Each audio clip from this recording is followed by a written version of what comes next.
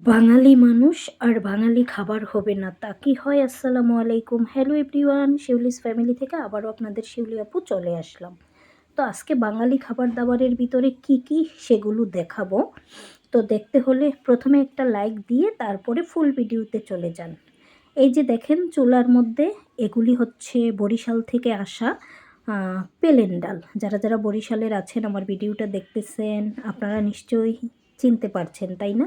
এটাকে বলে পেলেন ডাল। খুব খেতে মজা হয় এই ডালটা। তারপরে এটাও বরিশাল থেকে আসা। তো এটা হচ্ছে মুগ ডাল, একদম খাঁটি মুগ ডাল যেটাকে বলে। আর এই ডালগুলো খেতে এতই মজা। আর এখানে দেখতে পাচ্ছেন সামান্য একটু মসুর ডাল নিয়ে নিলাম। তো আপনারা নিশ্চয়ই ডাল দেখে বুঝতেই পারছেন কি বাঙালিয়ান খাবার দাবার হবে। তো দেখুন আমি কিভাবে কি রান্না করতেছি, সাথে আরও কি কি করব আর কি। তো এখন হচ্ছে এই ডালগুলো ভেজে নেওয়া হয়ে গেছে, ঠান্ডা হয়ে গেছে। এই যে মোটামুটি ঠান্ডা হয়ে গেছে, এখন এই ডাল চুড়তে হবে। তো ডাল চুড়ার জন্য তো আমি এখন আর গ্রামে নাই, শহরে। গ্রামে হলে আগে আমার দাদিকে দেখতাম এই ডাল যখন ভাজতো তখন হচ্ছে আমাদের বাড়িতে জাতা ছিল। কে কে জাতা চিনেন? তো এরকম হচ্ছে পাথরের। তো সেই জাতার মধ্যে দিয়ে কাঠি দিয়ে ঘোরাতো আর হচ্ছে এরকম ডাল চূড়া হয়ে যেত। এখানে তো আর জাতা নাই। যাই হোক, একটা এই যে প্লাস্টিকের বস্তা নিয়ে নিলাম আর সেটার মধ্যে হালকাভাবে শিলটা দিয়ে এরকম করতেছি আর ডালটা চূড়া হয়ে যাচ্ছে। তো সেই সাথে কিন্তু আমি মুগ ডালটাকেও চুড়ে নিলাম। আর এটা এখন যখন কুলা দিয়ে ঝাড়া দিব, দিলে পরে একদম পরিষ্কার হয়ে যাবে। ভাজাটা খুব সুন্দর হয়েছে এই ডালের। আর এই ডালগুলো খেতে যে কি মজা। তো এখন হচ্ছে এই যে মুগ ডাল, মসুর ডাল আর হচ্ছে পেলেন ডাল একসাথে মিশিয়ে নিলাম। তো বললাম না বাঙালিয়ান খাবার, তো বাঙালিয়ান খাবারের জন্য কিন্তু এরকম করে ডাল মিশিয়ে নিতে হয়। তো এখন হচ্ছে এটাকে একটু পানি দিয়ে আমি ভিজিয়ে রাখবো কিছুক্ষণের জন্য। তো আমি হচ্ছে এখন পানি দিয়ে দিব ডালের মধ্যে।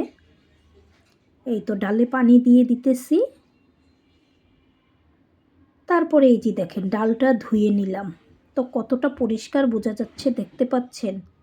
তো শুধু কি ডাল হলেই বাঙালি খাবার রান্না করা যাবে তা তো না, ডালের সাথে তো আরও কিছু লাগবে। তো সেই জন্য হচ্ছে এইখানে এই যে চাল নিয়ে নিলাম।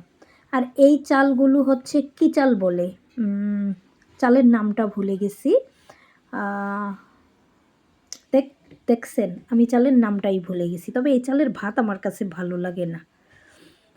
তারপরে হচ্ছে এই যে চালটা ধুয়ে ডালটাও ধুয়ে এখন একসাথে কুকারের মধ্যে ঢেলে দিলাম। দেখতেই পাচ্ছেন।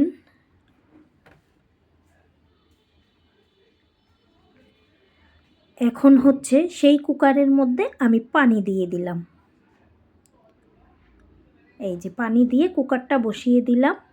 এখন হচ্ছে চলে আসলাম চুলায়। তো চুলায় এসে আমি কড়াই বসিয়ে পেঁয়াজ দিয়ে এখানে তেল দিয়ে দিলাম। তো তেল দিয়ে এখন হচ্ছে পেঁয়াজগুলাকে হালকা ভাজতে হবে। ও মনে হয়েছে চালের নাম হচ্ছে নাজির শাল। আমরা তো মিনিকেট খাই তাই আর মনে থাকে না। যাই হোক, তো আলাদা একটু চাল কিনা ছিল আর কি। তারপরে এখন হচ্ছে আদা রসুন বাটা দিয়ে দিলাম, পরিমাণ মতো লবণ দিয়ে দিলাম। ওই যে চাল ডালের আন্দাজ মতো কিন্তু লবণটা দিয়েছি। তো সেই সাথে মশলাগুলো আমি একটু বেশি বেশি বাড়িয়ে দিতেছি। এখন হচ্ছে হলুদ দিয়ে দিলাম আর মরিচ দিয়ে দিলাম। একদম ঝাল ঝাল করে হবে আজকের খাবারটা। আজকে যা কিছুই হবে সব কিছুই ঝাল ঝাল হবে।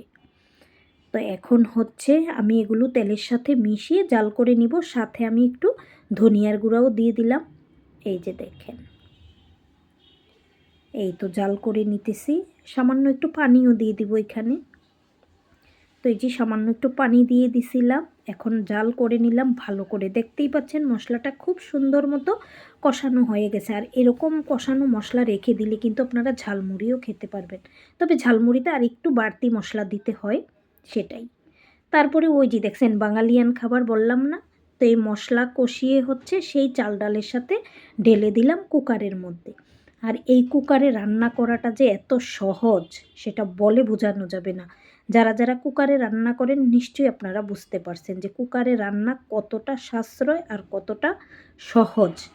আমার কাছে মনে হয় সব কিছু যদি কুকারে রান্না করা যেত তারপরে এই যে দেখেন দেখতে দেখতে কিন্তু সেই চাল ডালের দেখতে পাচ্ছেন, চাল ডালের খাবারটা কিন্তু রান্না হয়ে গেছে। বাঙালিয়ান খাবার মানে বোনা খিচুড়ি। তো এখন হচ্ছে এটাকে আরেকটু নেড়ে চেড়ে দিতেছি। আবার যখন ঢেকে রাখবো, যেই 1-2টা চাল একটু মিটি আছে সেগুলোও সমান হয়ে যাবে, ফোটা আর কি। তো সাথে কিছু কাঁচামরিচও দিয়ে দিছি, আবার ফাঁকে কিন্তু আমি একটু ঘিও দিয়ে দিছিলাম।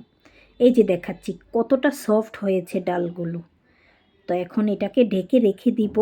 আর শুধু এই খিচুড়ি হলেই তো আর খাওয়া চলবে না, খিচুড়ির সাথে দেখেন কি কি করি। তো আবারও হচ্ছে এই যে ঢাকনাটা তুলে নিলাম। এখন কিন্তু সুন্দর মতো সমান হয়ে যাবে, যেহেতু আরও 10 মিনিট ঢাকনা দেওয়া ছিল। আর এই জিনিসটা না দিলে তো আসলে খিচুড়ি পরিপূর্ণ হবে না, তাই অনেকগুলো দেশি ধনিয়া পাতা কেটে এইভাবে হচ্ছে দিয়ে দিলাম। দিয়ে আবারও একটু নেড়ে চেড়ে নিব, তাহলে হচ্ছে ধনিয়া পাতার ফ্লেভার পুরো খিচুড়িটাতেই কিন্তু যাবে। বুঝতেই পারছেন ধনিয়া পাতা দিয়ে এই শীতে এরকম খিচুড়ি কে কে খেতে পছন্দ করে। সব সময় তো সবজির খিচুড়িটা খাই, আজকে ভাবলাম যে অনেক দিন পর এরকম করে খিচুড়ি খেতে চাচ্ছিলাম, তাই রান্নাও করে ফেললাম। ফাইনালি খিচুড়ি রান্না শেষ। এখন খিচুড়ি কী দিয়ে খাবো সেটার জন্যে হচ্ছে ভর্তা রেডি করে নিব। তো ভর্তার জন্য এই যে একটা কড়াইতে দেখেন সামান্য একটু তেল দিয়ে এইখানে হচ্ছে ওই যে ফেউয়া চেপা বলে না যেইটা, কয়েকটা মাছ ধুয়ে এরকম মাথাগুলো ফেলে দিছি। আর এখন হচ্ছে সেই কড়ার মধ্যে দিয়ে দিলাম, দিয়ে এগুলোকে উল্টিয়ে পাল্টিয়ে নিতে হবে ভেজে। তো এটা বেশি তেল দেওয়া যাবে না, আবার একদম তেল ছাড়া করতে গেলে পুড়ে পুড়ে যায় আর কি। তো এই যে দেখেন আর একটু বেশি করেই বানাবো, যেন আজকে খাওয়ার পরেও আবার কিছুটা থেকে যায়, যখন আবার মন চাইবে খেতে পারবো। প্রতিদিন তো আর ভর্তা বানাতেও ভালো লাগে না। তো এই যে এখন উল্টিয়ে পাল্টিয়ে নিতেছি। আর কী যে ফ্লেভার, এই যে দেখছেন সামান্য একটু তেল দিয়েছিলাম, সেই তেলটা কিন্তু সম্পূর্ণ শুকিয়ে গেছে। আর শুটকিটাও কিন্তু একদম সুন্দর মতো ভাজা হয়ে গেছে। এই তো ঠান্ডা হয়ে যাচ্ছে। এখন হচ্ছে অন্য একটা কড়াইতে দিয়ে দিলাম দেশি রসুন। তো এখন তো এই রসুনগুলো অনেক সস্তা, আর এই রসুনগুলো ব্লেন্ড করতেও ভালো, তাই এই রসুনই আনা হয়েছে। তো ভাবলাম যে ভর্তা যেহেতু বানাবো, একটু দেশি রসুন হালকা টেলে নিই, তাহলে ভর্তাটা ফ্লেভার আসবে সুন্দর মতো। আর আজকে মনই চাচ্ছিল যেন ঝাল ঝাল করে সব কিছু খাবো। তো এই হালকা হচ্ছে রসুনগুলাকে টেলে নিতেছি। এই যে অল্প সময়ের মধ্যেই রসুনের সিলকাটা মুচমুচে হয়ে যাবে, তারপরে পরিষ্কার করে নিব আর কি। তো রসুন ভাজা শেষ। এখন হচ্ছে সেই পাটা পুতায় মরিচের পেশাপেশি। তো হচ্ছে লাল মরিচ দিয়ে এখানে পরিমাণ মতো লবণ দেওয়া হয়ে গেছে, দিয়ে এখন হচ্ছে বাটতে হবে। তো সেই ফাঁকে ওই যে রসুনগুলো পরিষ্কার করে নেওয়া হয়েছে সেই রসুনও দিয়ে দিলাম। তো এই কাজটাই হচ্ছে আজকে হেল্প করতেছে আমার বড় আপা। তারপরে সেই ফাঁকে আমি হচ্ছে এখানে মুরগির মাংস, তাও নতুন আলু দিয়ে ঝাল ঝাল করে রান্না করতেছি। বললাম না আজকে সব কিছুই ঝাল ঝাল রান্না হবে। তো মোটামুটি দেখি এই তো মাংসটা কিন্তু মোটামুটি রান্না হয়ে গেছে। সামান্য একটু জিরা আর গরম মশলার গুঁড়া দিয়েই কিন্তু আমি চুলা থেকে নামিয়ে নেব আর কি। ছেলেরা সবাই নামাজ পড়তে চলে গেছে, আজকে তো শুক্রবার মসজিদে। তো আমরাও হচ্ছে সব কাজটা শেষ করে তারপরে নামাজ পড়তে চলে যাব। আমাদেরও রান্না টান্না একদম শেষ পর্যায়ে চলে আসছে। তো এই যে দেখেন এখন খাওয়ার পালা। তো এইটা হচ্ছে গিয়ে কি জানেন, কদবেলের আচার, ওই যে কিছুদিন আগে আমি বানিয়েছিলাম সেটা। এইটা হচ্ছে একটা আমের আচার, একদম পুরনো আমের আচার, দেখতেই পাচ্ছেন কালারটা মাশাল্লাহ। ফাঁকে কিন্তু আবার একটু লইট্টা শুটকি পেঁয়াজ রসুন দিয়ে এইভাবে বাগার দিয়ে নিয়েছি, তাও ঝালঝাল করে।